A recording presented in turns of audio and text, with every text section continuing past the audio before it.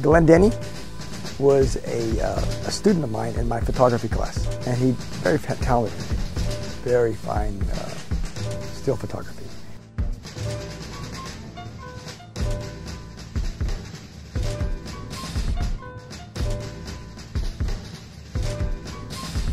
And I was also teaching film.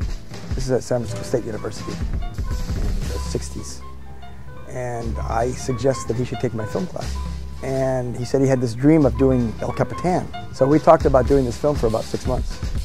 And finally the day came when he knew somebody who could raise some money. And we started filming El Capitan. But I have to say, it was really Glenn's idea initially. And we filmed El Capitan for probably 6 weeks. And then Glenn and I started editing, and then he somehow lost interest. He just decided he didn't want to do it anymore. And so I was left with the film, but I didn't really know how to finish the film. So almost 10 years went by when I was procrastinating, trying to figure out what to do. And then after about 10 years, I started working on it again, 10 years after it was filmed. And within a few months, it just kind of came together. At that time, you could climb El Capitan in 3 or 4 days. But we spent 6 weeks filming. So you see, they were really climbing, but they were climbing for the purpose of the film, and lots of times they climbed the same place over several times.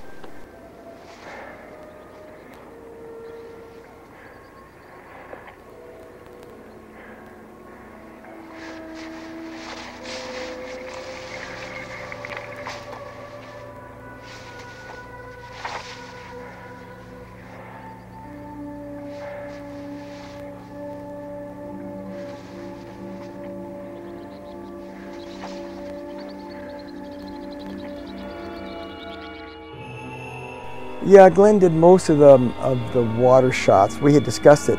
This was shot about 2 years later when we were starting to edit the film, and we decided we needed more nature stuff. And the water kind of represents space to us, the way it flowed, and I felt that it brought us closer to nature and also closer to the three-dimensional quality of climbing. You know, you really are in space when you're climbing. The moon was something which I did after the film was edited. I felt like I needed some kind of transition from the night sequence to the last day.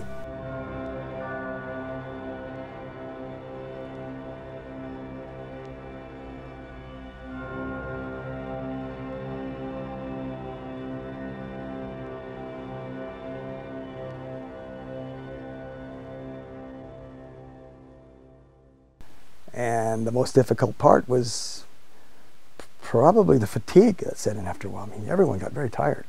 You know, after you're climbing on this wall for a week or two in the hot sun, it's very difficult because you get tired, you make mistakes. That was always something in the back of my mind. And the one scene where Lito is getting in his sleeping bag and he's not clipped in, that was not fake. That was for real. And that you know, I didn't see that. I heard it on the radio because I was always listening to what they were saying. You know, they had wireless mics, and I was connected to the tape recorder, so I was there, we're recording the sound, I could tell what was going on. And even though I couldn't see it because they were 1,500 feet above me, I got the sound and realized, my God, you know, I could have fallen. It was just, I mean, I've become kind of a cult classic among climbers. I tried to make a film that had interest to everybody, not just climbers. And it's been fairly successful with just general audiences. But I think if you can bring something close to art, it has a life.